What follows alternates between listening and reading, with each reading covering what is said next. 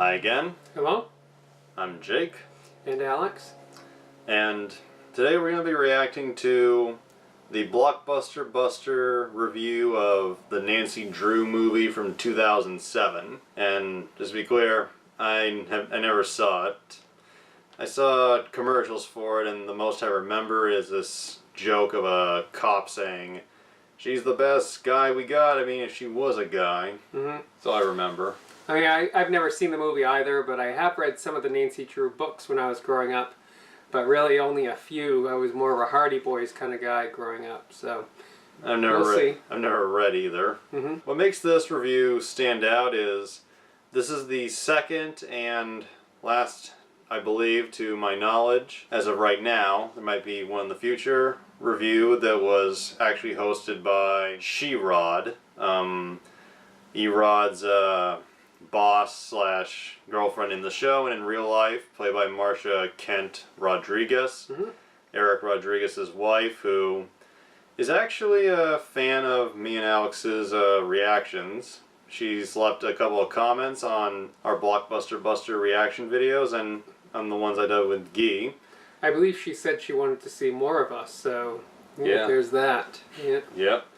And hey, if the fans demand it, I try to bring we have to give it to them. Try to bring it back as much as possible. She's even retweeted a few tweets of mine with my videos, so she's pretty awesome. She's pretty cool, and even though she doesn't appear that often, most of the time the SheRod character appears in a couple of scenes, and she played a big part in the 100th episode where she rescued E-Rod from the main villain of that episode and helped kick the other villains' asses.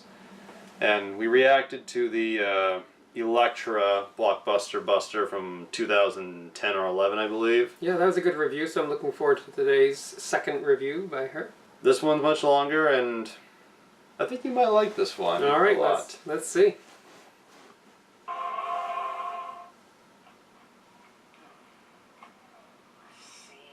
What to bust next?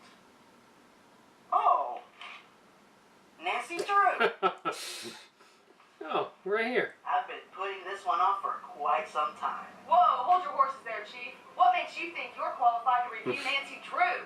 I'm more than qualified. Not only am I a renowned internet critic and a pop culture expert, but I gained pretty impressive detective skills from my 4 years with the BPRD. What? You had a desk job with the BPRD. You never did any field work. Let's face it, E-Rod, you have the detective skills of Inspector Gadget. Wowzers. That was harsh. Look, one way or another, I'm still the Blockbuster Buster. And I'm not trying to take that away from you, but out of the two of us, who has the most badass Nancy Drew book collection? Oh, look at that, that's impressive. You do. This is as impressive as my movie collection. Yep. You have. And who's an official Nancy Drew sleuth? She's got the card, dude. So step aside and let the expert handle this one. And what am I supposed to do while you're reviewing the movie? Read this so I don't have to bail you out next time. It'll take a while. Might as well read Les Mis. Alright, gang. It's crime solving time. Booyah.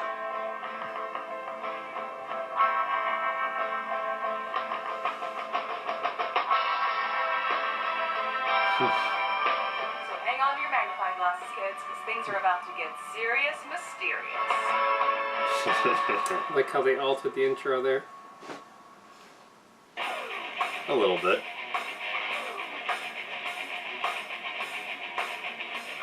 They actually got a new intro around 2017.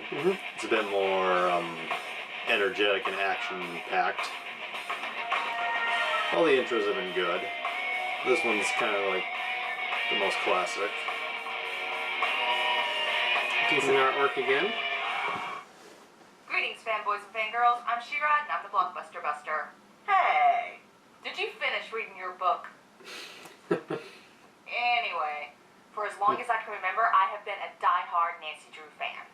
Created by Edward Stratemeyer under the pseudonym Carolyn King, originally, Nancy was created as a response to the popularity of the Hardy Boys Yes, that was my and she was series. only intended to be the Hardy's female counterpart, as part of a ploy to bring in female readers. But, as fate would have it, Nancy Nancy went on to surpass the Hardys' popularity, and her book series began to sell out the Hardys almost instantaneously.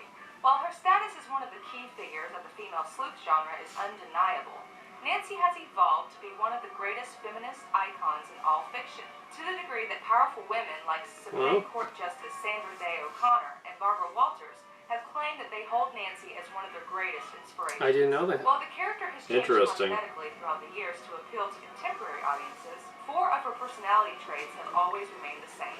Nancy is smart, outgoing, self-reliant, and she never, ever, ever gives up. So now join me, junior detectives, as I take a look at... Hey, SheRod, can I be your Dr. Watson? That's the title card artist. Hang out with Nancy Drew. Okay. Can I be Gary then? That's Zena. Robin? That's... Fuck it. Close enough. How about you go look for some clues? Cool! You got it, Shivas. Anywho, let's take a look at the most recent adaptation of my favorite girl detective, 2007's Nancy Drew. So our movie begins with, oh my freaking god, the classic mystery series, and those are the actual illustrations from all the books. That was a beautiful and perfect way to open this film. I wonder why people complain about this movie so much. So we find Nancy just about to wrap up the case when she is caught by Chris Kattan? Really? One of the bad guys in this movie is played by this asshole? Yeah. I broke the window again. Fine. Well, at least we get to see Nancy pull off one of her classic escapes, using her cleverness and ingenuity to feed the bad guys pastries. One of Hannah's lemon bars. Yo, sexist screenwriter. This is Nancy Drew, not little fucking Debbie. So, by using pastry power, Nancy talks the bad guys into giving up. But then she runs away for no good reason. Sweetie, Chief McGinnis already caught the church thieves. There's no reason to climb out the window. Oh, Lord! Oh. But it's okay, kids. She has a grappling hook and a rope. Is that part of the books? No, I don't think so. Hey, Nancy. That is more on Inspector your way down, Gadget. Don't forget to say hi to Sammy Davis Jr. for me. Hey! Batman and Robin! What are you guys doing? Oh, well. I guess this is as good a time as any to assess Emma Roberts as Nancy Drew. While she does look a little too young to play the character, Nancy is between 60 She's really come into it in later years as far as and acting great goes. actress, and I'm happy to overlook it. Alright. I'm guessing you two are working with Lawrence McNabb. The locksmith said he gives you the keys and you're responsible for the recent string of burglaries. However, you should know the DA is only interested in McNabb. If you could make a deal with him. And that Charlie the security guard is about to walk through that door. In fact, the casting in this movie is pretty solid. Tate Donovan is Nancy's dad Carson. Amy Bruckner and Kay Panabaker is Nancy's trusty sidekick. She does seem a little young for the role. And that's Ned. You say That's so. Ned Nickerson. That's Nancy's lifelong boyfriend. Ned Nickerson is supposed to be tall, athletic, and rugged. Yeah, This kid this looks kid's like about Justin 12. Timberlake and Clay Aitken's love child. Well, let's see. Maybe he's as good of an actor as Emma Roberts. Dreamed during my nap today where you went off to California and met that guy on Smallville. And you got amnesia and literally forgot you ever met me and then... Oh my god, I've seen cardboard boxes with more charisma.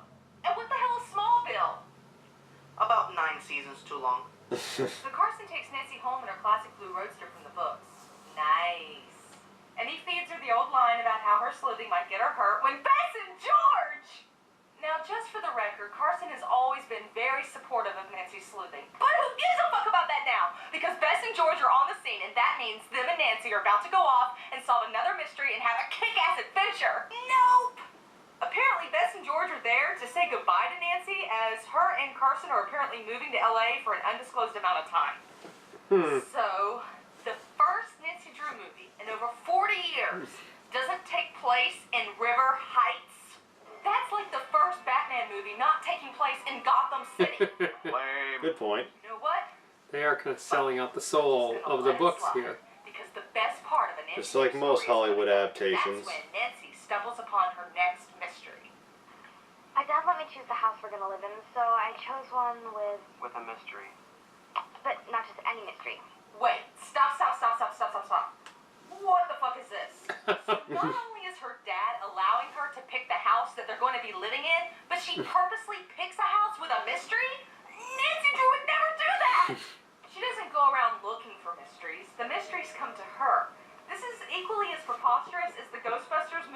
a haunted house.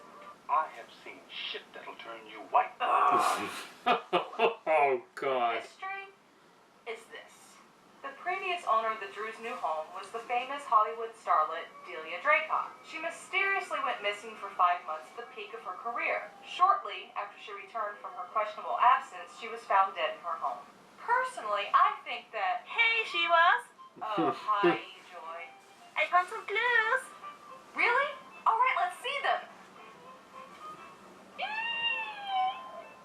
Sweetie, those aren't really...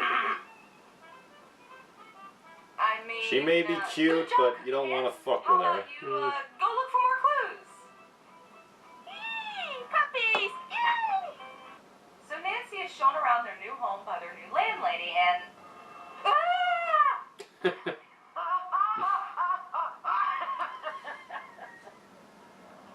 I love that.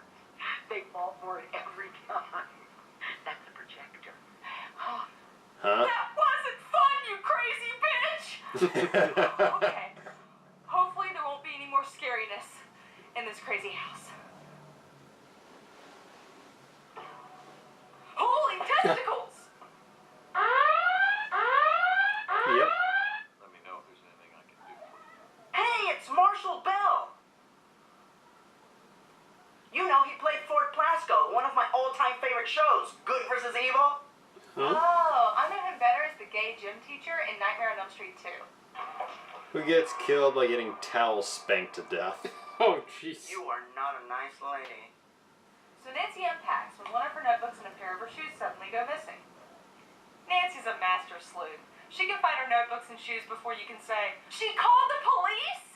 Look, I know she promised her dad she wouldn't do any sleuthing while they were in LA. But this isn't sleuthing. This is called looking for your stuff.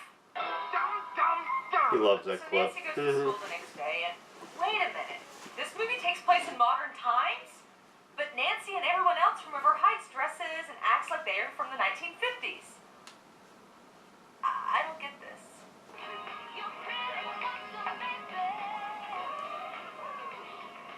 I only had enough time for 12 flying buttresses, but in actuality, there are 26. Why are they going out of their way to turn Nancy into an outcast? Is this a pathetic attempt to make us relate to her? You're doing it all wrong! Firstly, Nancy was never a dumpy social outcast in the books. In fact, she was pretty popular. Secondly, Nancy evolved with the times. She was always in style with whatever era the books were published in. And she wasn't mentally and fashionably stuck in the 1950s, even though I think the costumes in this movie are awesome. And lastly, and this is the important one, Nancy Drew is a character a lot like Superman. It's not a character that you're supposed to relate to. It's a character that you're supposed to aspire to want to be like. A tough, intelligent, independent woman. And another thing, her classmates are picking on her for being smart, well-dressed, and athletic. Your logic does not resemble our Earth logic. So two of the snobby bitches from Bullies Nancy's with school no tried reason to prank bully. her, in which they tricked One of her the into worst giving an annoying cliches little ever. CPR. The prank doesn't work, but they still laugh her out of the gym.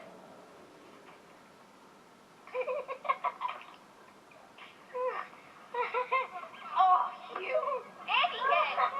You were supposed to kiss her! Lip lock, that was the plan! You're not supposed to laugh when the prank doesn't work, you morons. Ugh. Can we just skip ahead to the mystery? So Nancy begins her investigation of Delia Mac. Draycott's death when Another one. it's the annoying fat kid from school. Sorry about the weirdness. Please go away. She's going to let him stay? Why? So this is going to be her sidekick for the movie? We traded Ace Ventura this George Jr.? for this. Hey, baby, how you doing? Oh, jeez. That's like trading a time-traveling DeLorean for a foot-powered Flintstones mobile. What do you think? I think the ability to sleuth is an attractive quality in a woman. Veronica Mars would never put up with this. That's like 50 points right there. And this might sound like a weird question, but you're not an orphan, are you? Well, at least it can't get any worse than this. Happy almost your birthday. Ah, Oh, shitballs! Ned. Hey, it could be worse. It could have been the Ned from the 1970s Nancy Drew Hardy Boys TV show. Yeah, like Dirk Nickerson. True, I just wish they would have picked someone more charismatic, like Jason Dory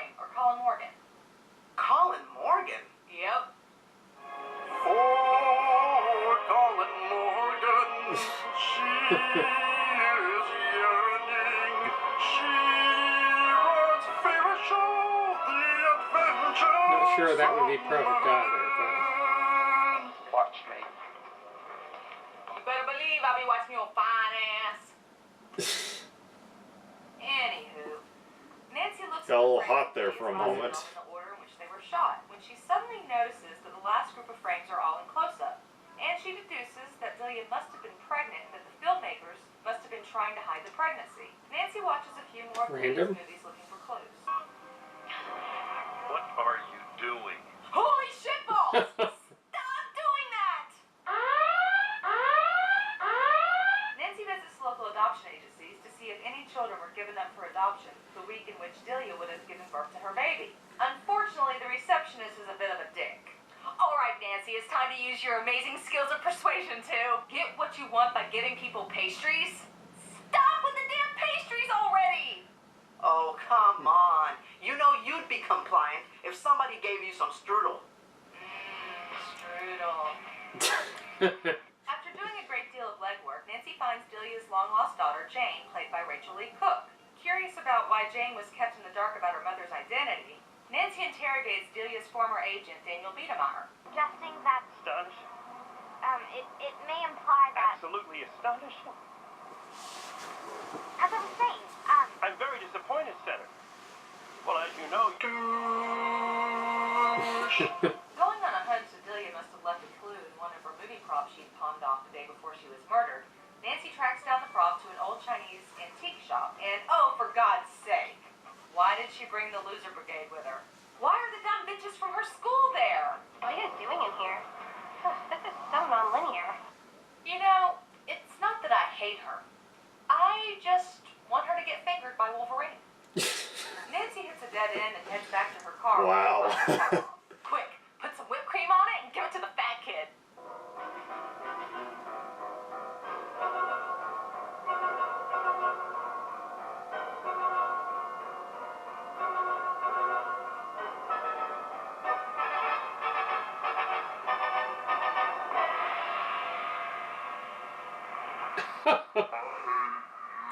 Did Michael Bay take it over really gets my for a dog minute? who tries to kill me. It's so rude. If the bad guys are trying to kill her, that must mean she's getting close to the murderer. mm.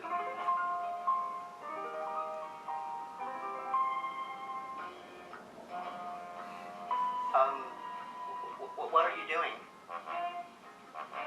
Eh? I'm thinking, shh. Do you know who murdered Delia Dracov? Think about the clues. She obviously went away for 5 months because she was pregnant, and she gave her baby away to keep it a secret. Ah, but don't forget about that dying clue. You got it? If you don't worry. You might even figure this one out before I do. Back when they were on Blip, I believe, and had commercial Got it. breaks. We'll find out after a word from our sponsor.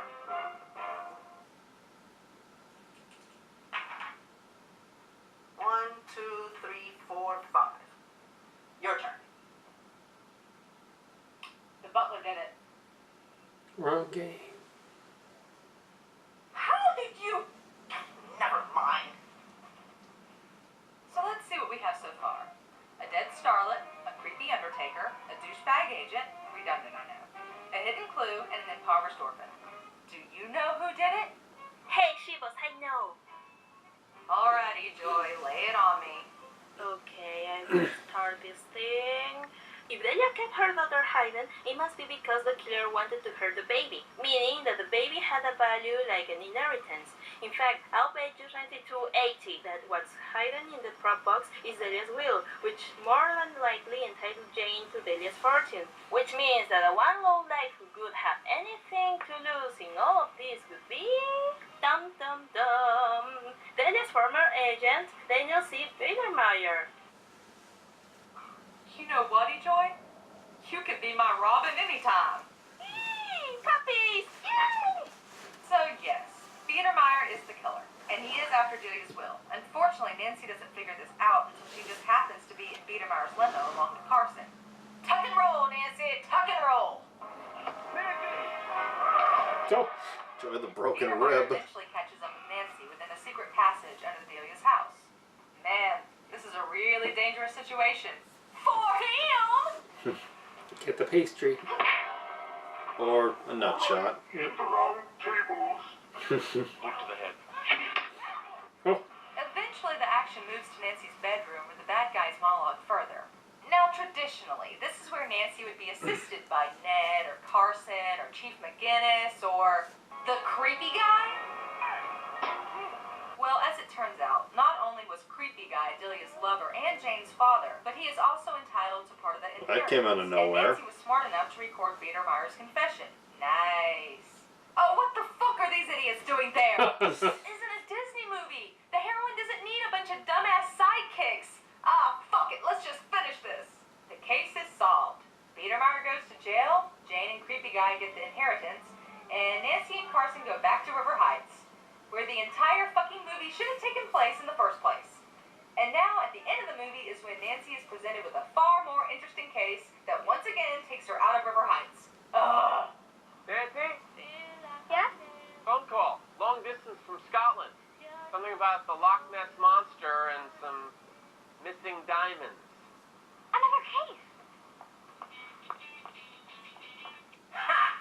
Fine.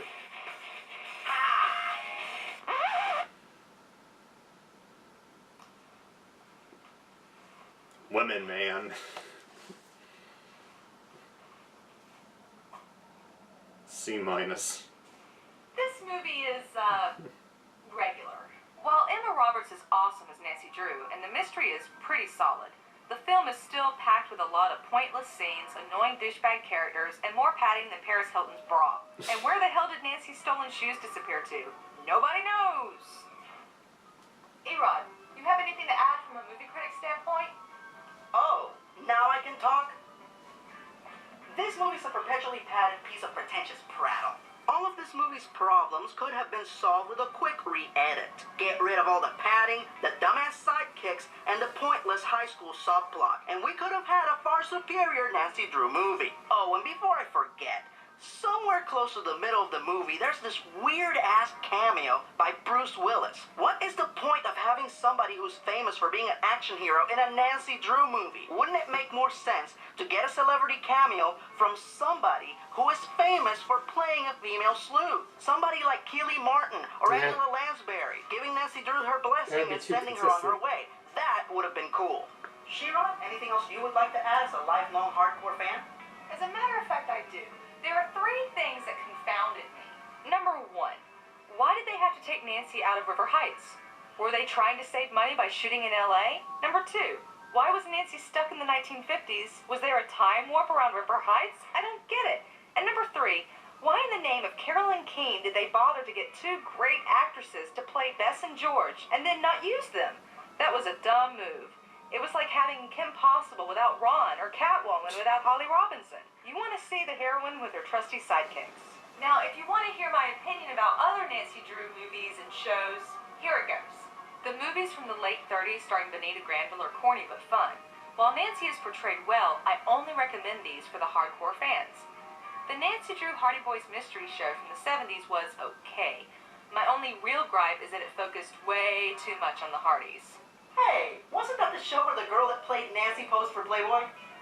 Shut up. Well, The 2002 movie starring Maggie Lawson as Nancy featured some good casting and some great performances, but the mystery was really, really, really lame. My personal favorite was the TV series from 1995. While it was a half-hour show, which is way too damn short of a time to properly flesh out a mystery, Tracy Ryan was a great Nancy, and in spite of all the early 1990s cheese, Nancy is still portrayed as the tough, tenacious super sleuth that I admired as a little girl. Interesting fact, Scott Speedman from the Underworld movies played Ned in this show. Yep, super sexy Scott Speedman used to play Ned. Do you now understand why I complain so much about this?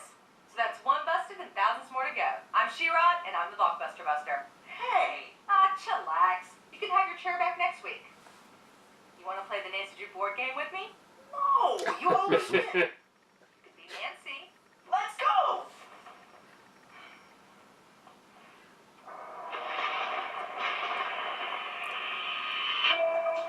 So, just hold on a sec. Let's see if there's a dedication.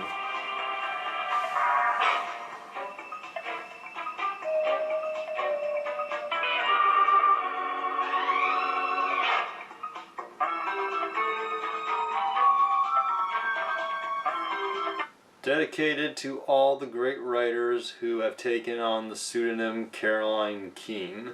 Well, the author of the books. Oh, and The pseudonym author of the books.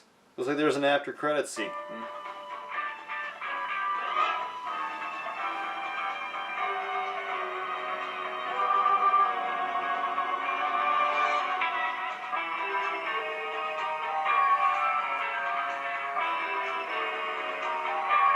Join the Legion, suckers! And how about Robin? Yay! But Jason thought no, because he dies. Batman facts. Mm. So, first off, just get out of the way. How does the 2007 Nancy Drew movie look to you?